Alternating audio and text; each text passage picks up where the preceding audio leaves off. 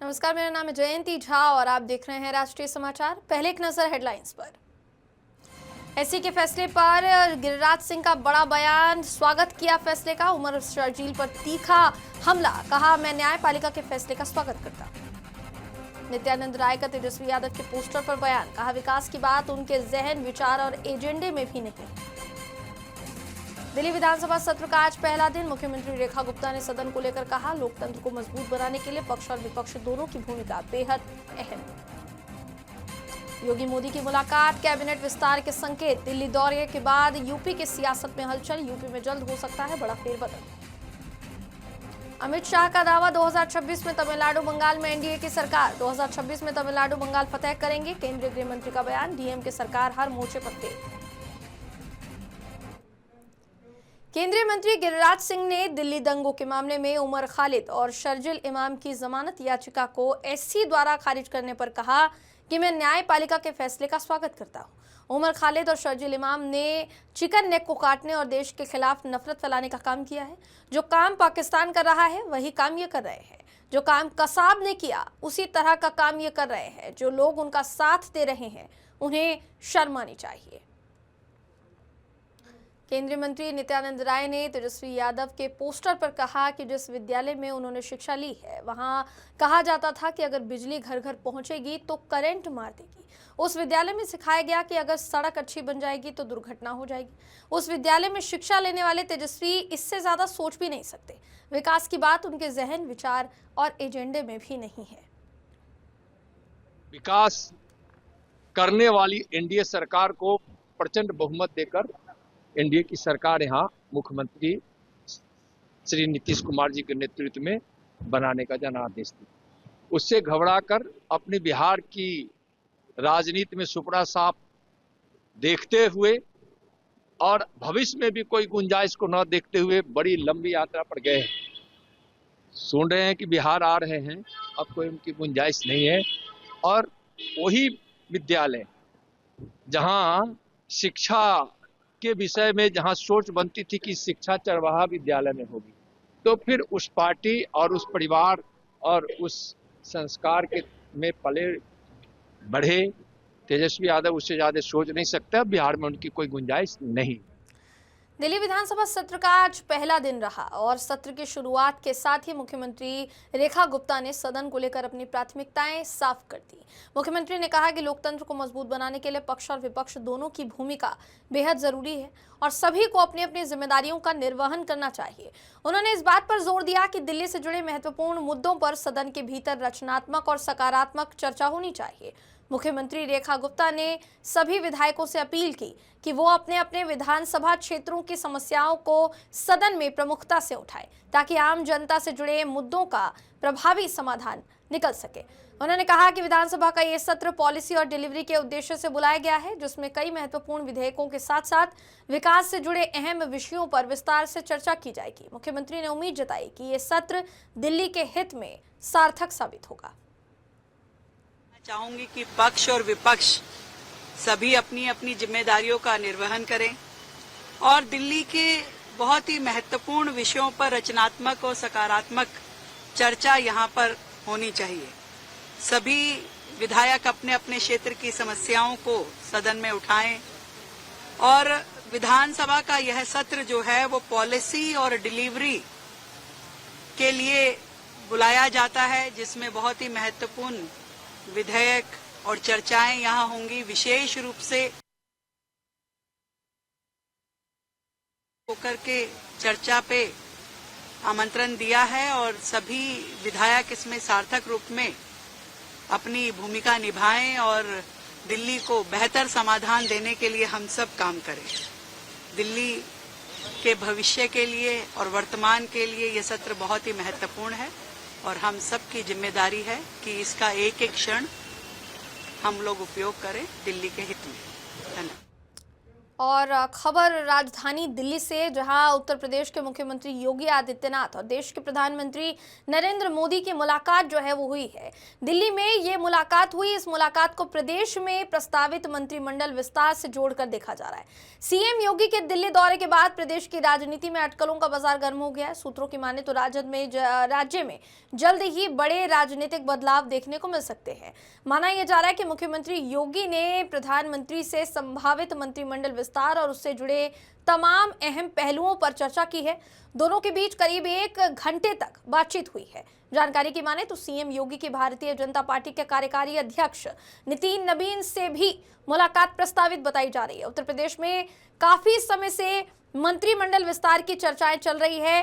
बताया यह भी जा रहा है कि क्योंकि अगले साल उत्तर प्रदेश में चुनाव संभावित है, इसी वजह से उसी को ध्यान में रखते हुए बीजेपी योगी कैबिनेट में विस्तार कर सकती है और सामाजिक संतुलन साधने की रणनीति पर फिलहाल काम कर रही है। मगर इस मुलाकात के असली मायने क्या है, समझने की कोशिश करेंगे। हमारे साथ दिल्ली से जुड़ रहे हैं हमारे संवाददाता दीपक कुशवाहा। दीपक, क्या ज्यादा जानकारी मिल रही है, क्योंकि एक बड़े सूबे के मुख्यमंत्री की मुलाकात प्रधानमंत्री नरेंद्र मोदी जी से होती है। योगी आदित्यनाथ और प्रधानमंत्री मोदी की तस्वीरें जो है मुलाकात की वो सामने आई है। क्या जानकारी मिल रही है दीपक?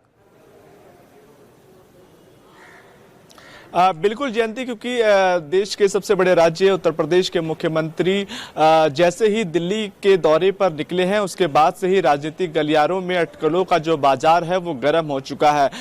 कई तरीके से, कई दृष्टिकोण से जो है मुख्यमंत्री योगी आदित्यनाथ के इस दौरे को देखा जा रहा है। माना ये जा रहा है कि सिर्फ ये शिष्टाचार मुलाकात ही नहीं है, अपितु 2027 में होने वाले चुनाव को लेकर भी जिस तरीके से लगातार चर्चाएं चल रही है राजनीतिक गलियारों में, उसका एक पूरा जो राजनीतिक बदलाव जो होगा उसका जो मायने है इस मुलाकात में माना जा रहा है। ऐसे में जब सुबह प्रधानमंत्री नरेंद्र मोदी से योगी आदित्यनाथ ने मुलाकात की, उसकी तस्वीरें निकल के सामने आई। तकरीबन 1 घंटा ये मुलाकात रही, जिसमें तमाम तरह की चीजों पर चर्चाएं हुई। राजनीतिक संगठन, राजनीतिक जो ढांचा रहा, राजनीतिक जो बदलाव किस तरीके से उत्तर प्रदेश के अंदर किया जाएगा, अभी तक जो विस्तृत एक पूरी रिपोर्ट जो रही है उत्तर प्रदेश के अंदर में सरकार में किन किन तरीकों से काम किया गया, इन तमाम चीजों पर जो है बातचीत प्रधानमंत्री से जरूर हुई है। लेकिन उसके अलग मैं आपको जयंती एक और बात बता दूं कि उत्तर प्रदेश के उप मुख्यमंत्री, दोनों उप मुख्यमंत्री जो है वो लगातार दिल्ली दौरे पर मौजूद हैं। सुबह भी वो कार्यकारी अध्यक्ष नितिन नवीन से उन्होंने मुलाकात करी है। और ऐसे में क्योंकि मुख्यमंत्री भी मौजूद रहे, उप मुख्यमंत्री भी मौजूद रहे हैं, और यही माना जा रहा है कि सिर्फ एक शिष्टाचार मुलाकात नहीं है, आने वाले समय में उत्तर प्रदेश के अंदर क्या घटने वाला है इसको लेकर जो है ये मुलाकात मानी जा रही है। क्योंकि जो पूर्व उत्तर प्रदेश के जो अध्यक्ष रहे हैं भूपेंद्र चौधरी, ये माना जा रहा है कि इस मुलाकात के बाद जो है मुख्यमंत्री का जब कैबिनेट की जब विस्तार होगी तो उसमें फिर से भूपेंद्र चौधरी का जो है वापसी हो सकती है। योगी कैबिनेट के अंदर में कई मंत्रिमंडल के पद अभी भी खाली है उत्तर प्रदेश के अंदर, उनको भरे जाने की जो है पूरी आशंका जो है खरमास के बाद जो है मानी जा रही है। और यही कारण है कि जब प्रधानमंत्री से जब आज मुलाकात हुई तो इन तमाम चीजों पर भी चर्चाएं हुई हैं। उसके साथ साथ जातीय रूप से भी, कि जातीय तरीके से भी उत्तर प्रदेश के अंदर किस तरीके से भारतीय जनता पार्टी काम करेगी, किस तरीके से वहां पर अपनी बातें रखेगी, और खासतौर पर खरमास के बाद जो मंत्रिमंडल का विस्तार होगा उस पर किस तरीके से संगठनात्मक बदलाव होंगे, इसको लेकर भी चर्चाएं हुई हैं। जी दीपक, 2 घंटे तक ये जो चर्चा है या जो ये मुलाकात है ये हुई है। योगी आदित्यनाथ भी भारतीय जनता पार्टी के संगठन में अहम पद या अहम कद एक तरीके से कहा जा सकता है वो रखते हैं, और प्रधानमंत्री नरेंद्र मोदी से जब भी उनकी मुलाकात होती है तो इस तरीके की कुछ तस्वीरें सामने आती है जिसमें गहन चर्चा दोनों के बीच हो रही होती है, अक्सर ये देखा जाता है। और इससे पहले भी जब जब ऐसी तस्वीरें सामने आई है, राज्य की राजनीति के साथ साथ केंद्र की राजनीति में भी कुछ ना कुछ बहुत बड़ा हुआ है। क्या इस बार भी ऐसे कुछ संकेत मिलते हुए नजर आ रहे हैं? देखिए, क्योंकि ये पुरानी कहावत भी रही है जयंती कि अगर आपको केंद्र की राजनीति का सफर करना है तो आपको उत्तर प्रदेश के रास्ते जरूर गुजरना होगा। और यही कारण है कि सबसे ज्यादा अगर जोर दिया जाता है तो वो उत्तर प्रदेश की जो चुनाव है उस पर जोर दिया जाता है। और यही कारण है कि सबसे ज्यादा पावरफुल अगर मुख्यमंत्री है तो वो योगी आदित्यनाथ जो है इस समय जो है उत्तर प्रदेश के अंदर है, क्योंकि 1 घंटे से ज्यादा का वक्त रहा प्रधानमंत्री के साथ उन्होंने वो मुलाकात करी। उसमें उन्होंने सब प्रेम उनको अयोध्या की जो अयोध्या मंदिर का जो एक पूरा एक मॉडल था वो उन्होंने सब प्रेम भेंट किया। लेकिन क्योंकि विगत योगी आदित्यनाथ का सिर्फ ये जो दौरा है वो सिर्फ एक शिष्टाचार के को लेकर भी लोग नहीं देख रहे हैं, क्योंकि खरमास के बाद लगातार ये चर्चाएं आ रही थी कि अब मंत्रिमंडल का विस्तार होगा, मंत्रिमंडल के अंदर किन किन लोगों को जगह मिलेगी, किन लोगों के जो पद हैं उनको दोबारा जो है वापसी लाया जाएगा, किन को हटाया जाएगा। इस तरह की चर्चाएं भी लगातार चल रही थी। दूसरी ओर कुछ विरोधाभास की जो बातें हैं वो भी लगातार जो है उत्तर प्रदेश से निकलती हुई दिखाई दी। लेकिन जैसे ही आज योगी आदित्यनाथ प्रधानमंत्री से मुलाकात उन्होंने की और जो तस्वीरें निकल के सामने आई, उन तस्वीर में आप साफ देख सकते हैं किस तरीके से योगी आदित्यनाथ जो है प्रधानमंत्री से मुलाकात कर रहे हैं, बात कर रहे हैं। चेहरे पे बिल्कुल जो एक चिंता जो थी वो बिल्कुल नहीं दिख रही है। सामान्य रूप से दोनों जो बड़े नेता हैं वो चर्चा कर रहे हैं और यही कारण है। और देखिए, क्योंकि चुनाव से पहले ये मुलाकात अपने आप पे अहम मानी जा रही है। जयंती देखिए, क्योंकि मुख्यमंत्री जो जरूर मुलाकात कर ही रहे हैं और जैसे मैंने अभी आपको थोड़ी देर पहले भी बताया कि उप मुख्यमंत्री भी लगातार दिल्ली में बने हुए हैं, दोनों उप मुख्यमंत्री जो है लगातार नेताओं से मुलाकात कर रहे हैं। तो आप समझ सकते हैं कि आने वाले समय में उत्तर प्रदेश में क्या घटना घटने वाली है। जो राजनीतिक संकेत लगातार जो दिखाई दे रहे हैं उसमें कितना बड़ा बदलाव आ सकता है, ये भी जो है इस बात की ओर संकेत भी कर रहे हैं।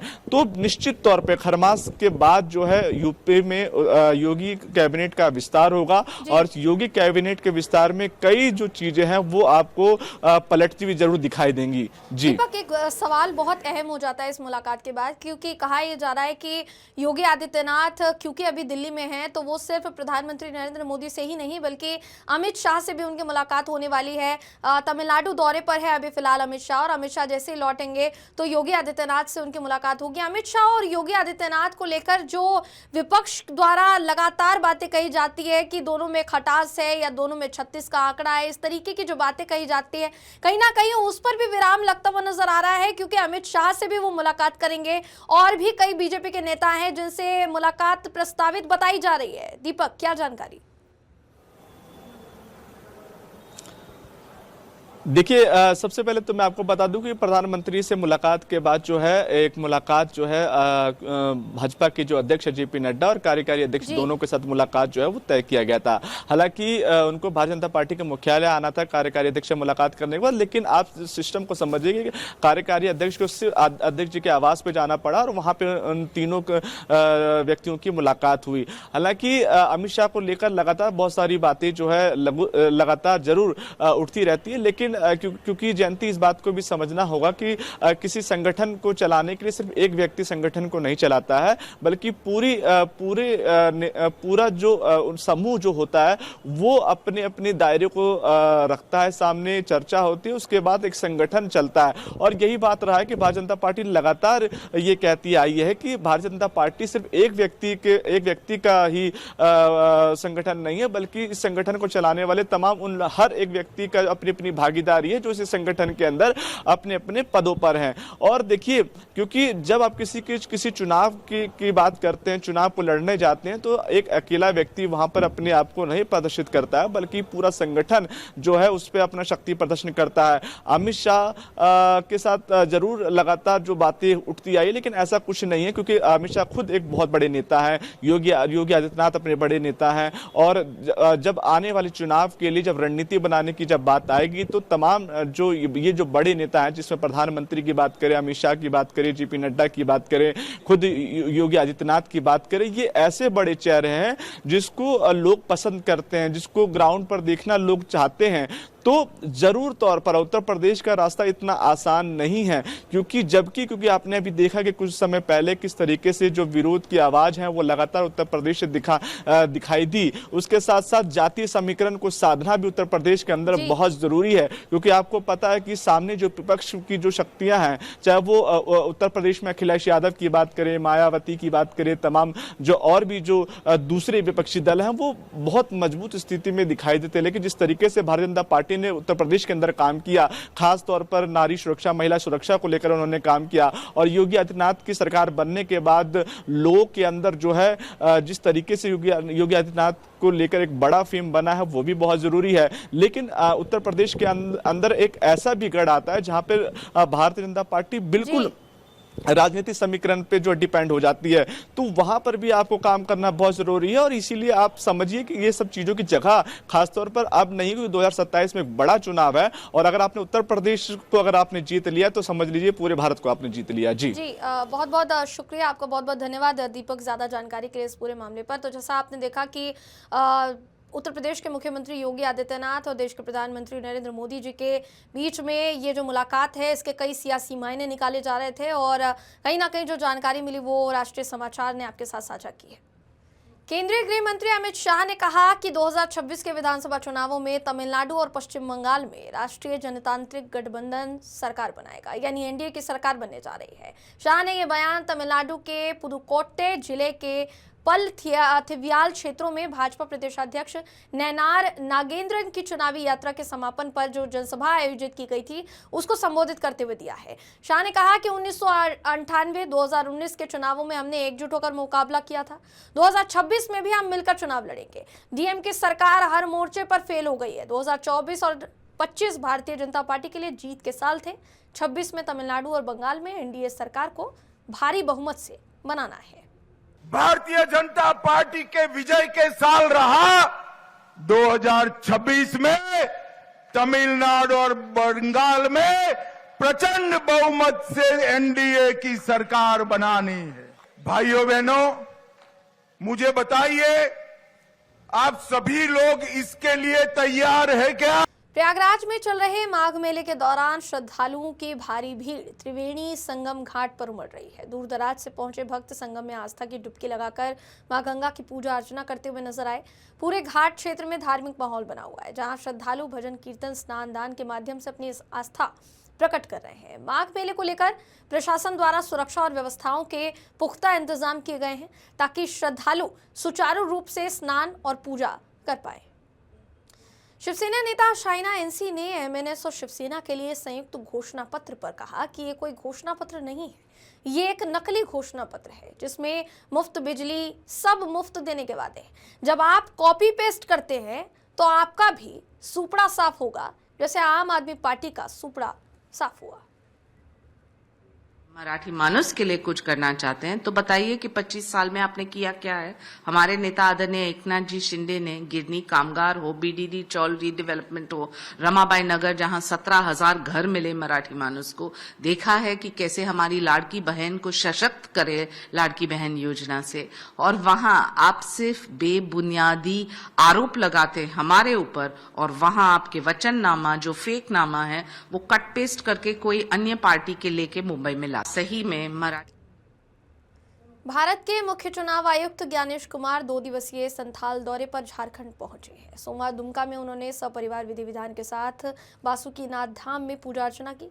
पूजा के बाद मीडिया से बातचीत में उन्होंने कहा कि बाबा से देश में सुख, समृद्धि और तरक्की की कामना की है। उल्लेखनीय है कि बासुकीनाथ धाम को फौजधारी बाबा के नाम से भी जाना जाता है, और देवघर के बाबा मंदिर में पूजा के बाद यहाँ माथा टेकने से पूजा पूरी मानी जाती है। इससे पहले मंदिर परिसर पहुंचने पर दुमका के निर्वाचन पदाधिकारी सह उपायुक्त अभिजीत सिन्हा, एसपी समेत अन्य अधिकारियों ने उनका स्वागत किया। अपने दौरे के दौरान मुख्य चुनाव आयुक्त बूथ लेवल अधिकारियों से बातचीत करेंगे। कार्यक्रम के मुताबिक देवघर स्थित तपोवन पहाड़ का निरीक्षण कर चुनावी बुनियादी ढांचे की समीक्षा की जाएगी। बासुकीनाथ के दर्शन हमने सपरिवार किए। दुमका वासियों को हमारा जोहार, और यहाँ जितने भक्तजन हैं उन सबको हमारा हार्दिक अभिनंदन। आशा है, पूजा भी हमने यही की है, कि दुमका की, झारखंड की और भारत के दैदीप्यमान और उज्जवल भविष्य के लिए बाबा वासुकीनाथ हम सबको अनुग्रहित करें। जय भारत, जय। पूर्व केंद्रीय मंत्री रविशंकर प्रसाद ने दिल्ली दंगा के दोषी उमर खालिद और शर्जील इमाम को लेकर सुप्रीम कोर्ट से राहत नहीं मिलने पर कहा कि इन्होंने देश को तोड़ने का बहुत बड़ा काम किया था। कोर्ट ने सबूत के आधार पर फैसला लिया है। रविशंकर प्रसाद ने कहा, जो लोग बार बार ह्यूमन राइट्स की बात करते हैं उनसे मेरा सवाल है कि दिल्ली दंगे में 50 से ज्यादा लोग मरे थे, उनका ह्यूमन राइट है कि नहीं, उसकी जवाबदेही किसकी है? इस पर क्यों नहीं चर्चा होती, सिर्फ वेल पर चर्चा होती है? मुझे इस फैसले पर बहुत ही ज्यादा संतोष है। बार बार ह्यूमन राइट्स की बात करते हैं, उनसे एक सवाल मुझे पूछना है कि उस दंगे में 50 से अधिक लोग मरे थे, उनका ह्यूमन राइट है कि नहीं, उसकी जवाबदारी किसकी है? तो इस पर चर्चा नहीं होती है, खाली बेल की चर्चा होती है।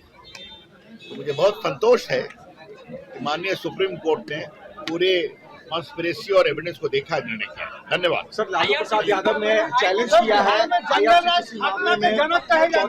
सुनवाई में फिर से बिहार में जंगल राज खत्म करने के जनक कहे जाते हैं। बिल्कुल, मैंने उनके साथ काम किया उस लड़ाई में, चारा घोटाले में, अलकतरा घोटाले में, तो वही मैंने अपने भाषण में बात कहा। सुशील मोदी बहुत ही साहसी, हिम्मती नेता थे, और जिस समय लालू प्रसाद के खिलाफ कोई बोलने को तैयार नहीं होता था, उस समय वो भिड़ गए, हम लोग भिड़ गए। मैं उनका वकील था, चारा घोटाले में वो पिटिशनर थे, अलकतरा घोटाले में, और सबको सजा हुई। और इस बात को कभी नहीं भूलिए कि लालू प्रसाद को 32.5 साल की सजा हो चुकी है। खबरों का सिलसिला यूं ही जारी रहेगा। देश और दुनिया की तमाम खबरों के लिए देखते रहिए राष्ट्रीय समाचार।